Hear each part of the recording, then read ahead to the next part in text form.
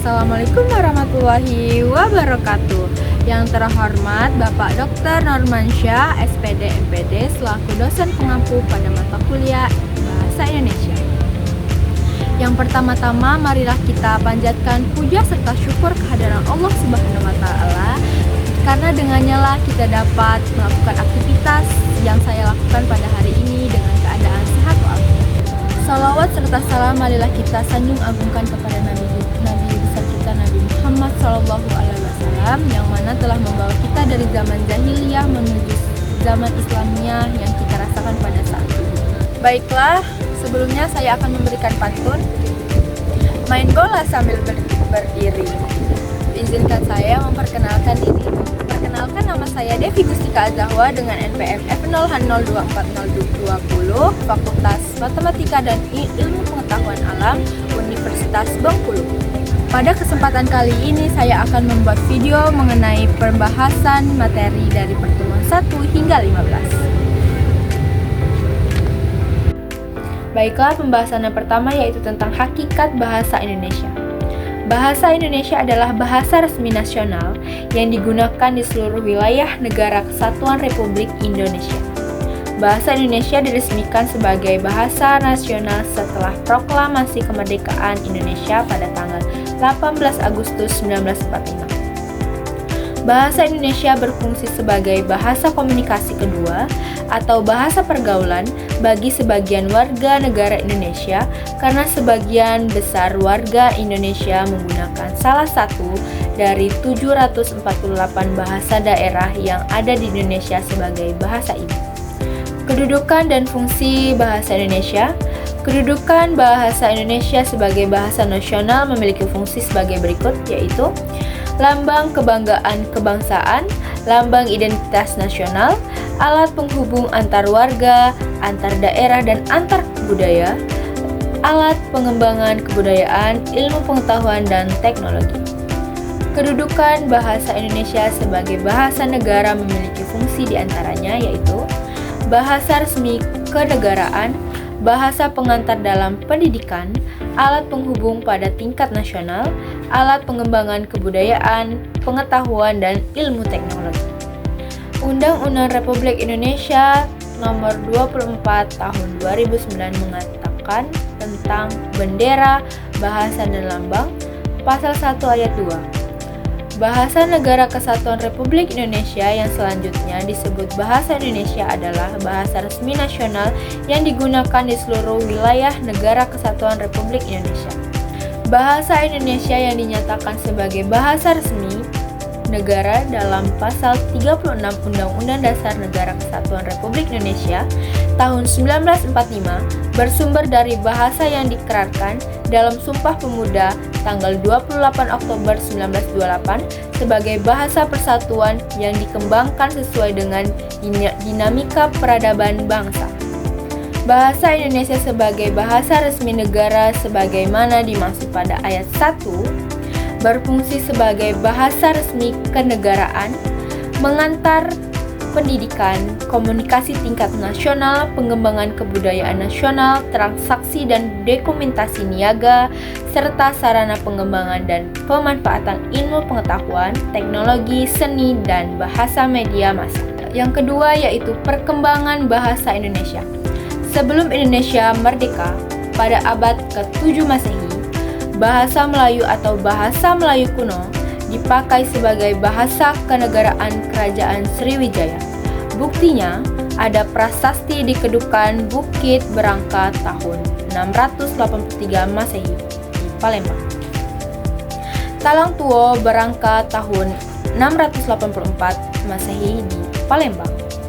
Kota Kapur Berangka tahun 686 Masehi, Bangka Barat. Dan Karangbrahi Berangka tahun 688 Masehi di Jambi. Prasasti tertulis huruf Pranagari berbahasa Melayu kuno. Pembahasan yang ketiga yaitu sikap berbahasa Indonesia. Bahasa adalah salah satu ciri khas manusia yang membedakannya dari makhluk-makhluk yang lain. Dalam dunia pendidikan, bahasa Indonesia sebagai bahasa pengantar kependidikan pada semua jenis dan jenjang kependidikan yang dibanggakan.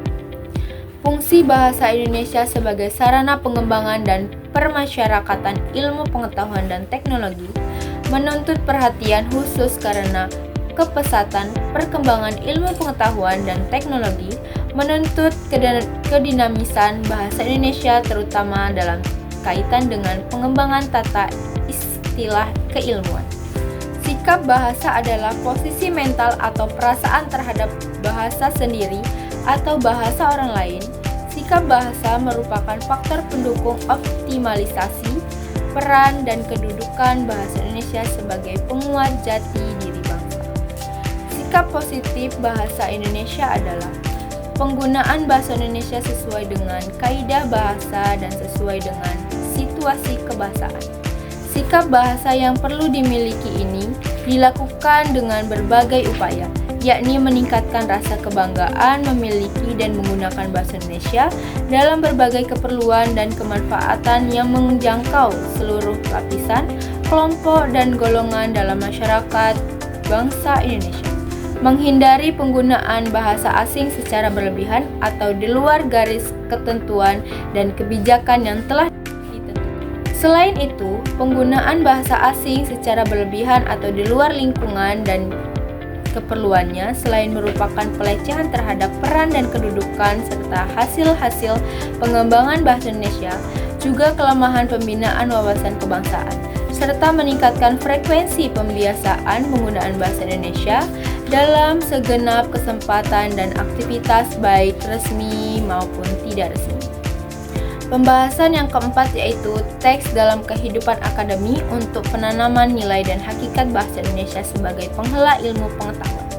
Bahasa Indonesia adalah bahasa resmi negara Indonesia yang telah diikrarkan pada saat Sumpah Pemuda 28 Oktober 1928 dan telah diresmikan pada saat Proklamasi Kemerdekaan Republik Indonesia tahun 1945 secara formal.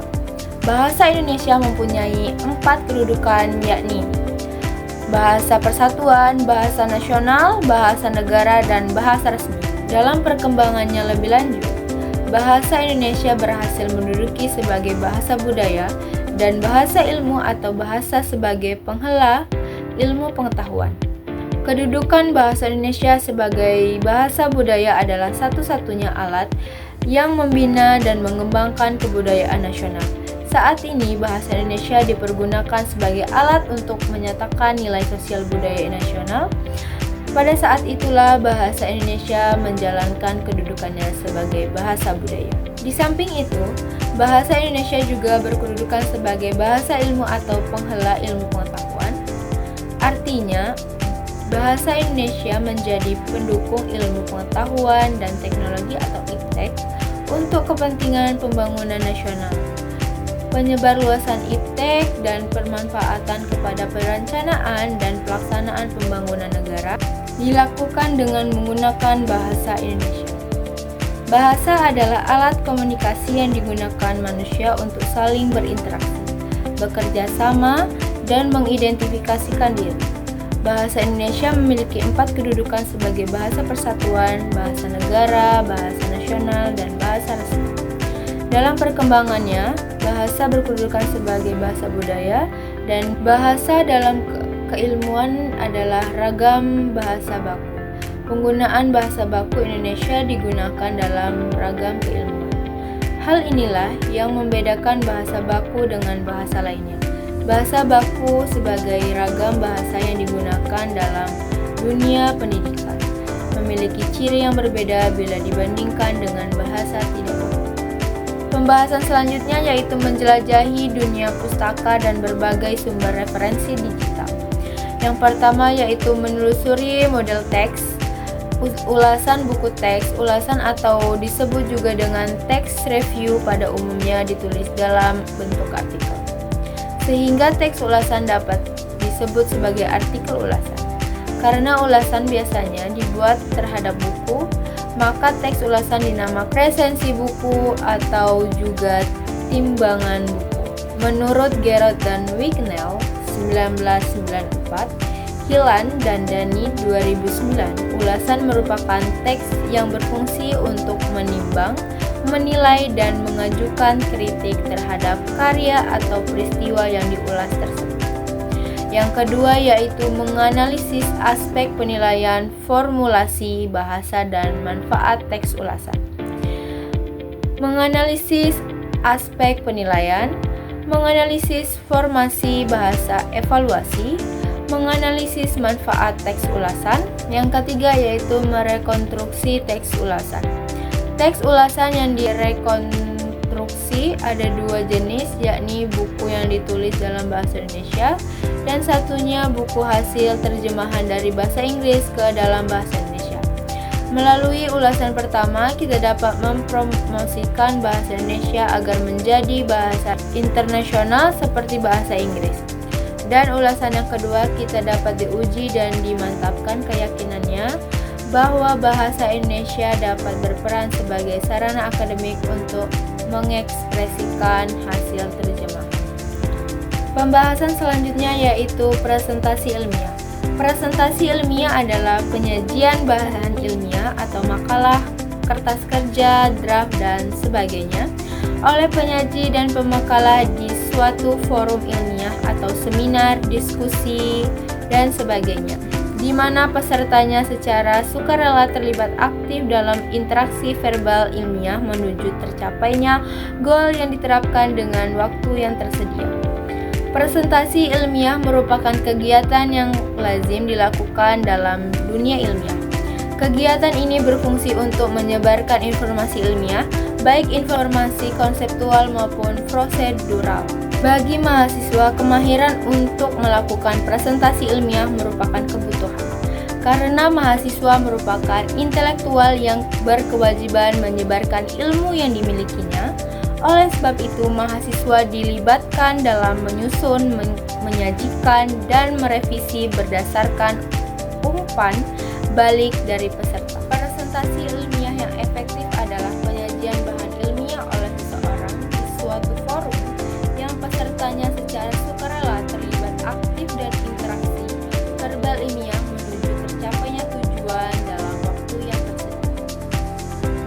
Kiat-kiat yang perlu diterapkan dalam presentasi ilmiah dapat berjalan dengan efektif, yaitu menarik minat dan perhatian peserta, menjaga agar presentasi tetap fokus pada masalah yang dibahas, menjaga etika ketika tampil di depan forum ilmiah. Baik, pembahasan selanjutnya yaitu mendesain proposal kegiatan.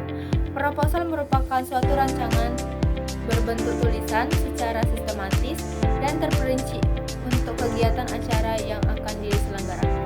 Tujuan dari pembentukan proposal kegiatan acara yaitu agar bisa mendapatkan persetujuan dari pihak yang berkepentingan terhadap acara untuk diajak bekerjasama melancarkan kegiatan acara. Selain itu, pengajuan proposal juga dapat digunakan sebagai proposal pengajuan permohonan dana bantuan yang nantinya pihak terkait akan bekerja sama dengan penyelenggara acara dengan memberi bantuan dana. Kegiatan atau acara yang biasanya dilakukan antara lain kegiatan kampus, lembaga, desa, atau bahkan kegiatan penggalangan dana, dan lain sebagainya. Proposal kegiatan acara termasuk kepada surat resmi yang diajukan sebelum diadakannya sebuah kegiatan. Proposal tersebut nantinya akan diberikan kepada orang-orang yang memiliki peran penting terhadap kegiatan tersebut. Contohnya proposal kegiatan acara sebuah lembaga, maka proposal tersebut diberikan kepada ketua lembaga tersebut yang berperan penting pada lembaganya. Selanjutnya mendesain kop surat proposal semenarik mungkin agar dapat meyakinkan para penerima proposal. Baiklah, pembahasan selanjutnya yaitu melaporkan dan mempresentasikan hasil kegiatan. 1. Menyusun laporan, yaitu struktur laporan. Kita dapat menyusun struktur laporan yang jelas, ringkas, mulai dari pendahuluan, tujuan, metode, hasil, dan hingga kesimpulan. Bahasa yang jelas, kita dapat menggunakan kalimat yang mudah dipahami dan menghindari jargon yang tidak perlu. Data dan grafik, kita dapat membantu menyajikan dengan bentuk grafik dan tabel yang inovatif. Contoh laporan, kita dapat menggunakan contoh laporan yang berbagai jenis kegiatan untuk dijadikan referensi. Yang kedua yaitu membuat presentasi. Desain slide yaitu saran menggunakan desain slide yang menarik dan mudah dipahami. Pembahasan selanjutnya yaitu mendesain proposal penelitian. Mendesain proposal penelitian itu seperti membangun fondasi yang kuat untuk sebuah proyek. Yang pertama yaitu tentukan topik penelitian seperti minat, referensi, keunikan. Yang kedua yaitu rumuskan masalah penelitian, jelas dan spesifik, terukur, relevan. Yang ketiga yaitu tentukan tujuan penelitian. Tujuan umum adalah tujuan besar yang ingin dicapai dari penelitian.